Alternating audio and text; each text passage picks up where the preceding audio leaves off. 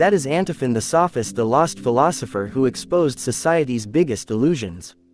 Antiphon the Sophist lived in Athens during a time when laws, customs, and traditions shaped almost every part of human life. People were taught from childhood to obey the rules of their city, to follow the customs of their ancestors, and to accept the judgments of their society without questioning whether those rules were truly beneficial or natural. Antiphon observed that most people never examined the foundations of the laws they followed. They obeyed because obedience was expected, not because the rules reflected truth. In his surviving work, On Truth, Antiphon makes a clear distinction between two forces that shape human life: nature and law. According to him, nature represents what is real, necessary, and essential for human beings. Nature includes hunger, thirst, pain, rest, survival, and the basic needs shared by all humans. Law, on the other hand, represents what society creates through agreement, custom, and enforcement. Laws are not born from nature, they are invented by people, taught through habit, and maintained through punishment. Antiphon argued that nature and law often oppose each other. What benefits a person according to nature may be forbidden by law, and what law demands may be harmful according to nature. He wrote that many things considered just by law bring no benefit to human life, while many things considered unjust by law cause no harm when measured by nature. For Antiphon, this conflict shows that law is artificial while nature is real.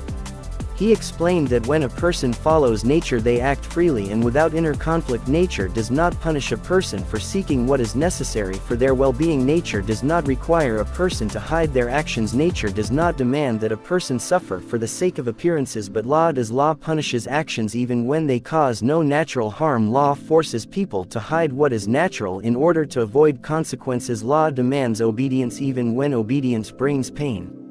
Antiphon wrote that most human suffering comes from obeying laws that contradict natural needs. When a person is hungry, nature demands food, but law may forbid taking it. When a person is tired, nature demands rest, but law may require labor. When a person is harmed, nature demands healing, but law may demand silence. In all these cases, nature seeks benefit while law imposes restriction.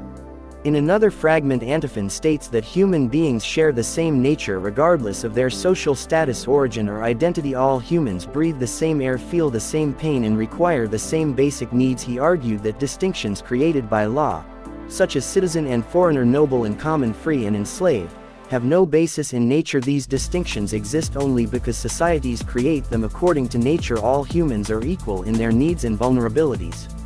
Antiphon believed that understanding begins when a person recognizes the difference between what is natural and what is conventional. A person gains clarity when they see that many rules are created by agreement, not by truth. He taught that a wise person examines whether a rule benefits their natural life or only serves social expectations. Wisdom for Antiphon is not obedience to law but recognition of what truly benefits human nature.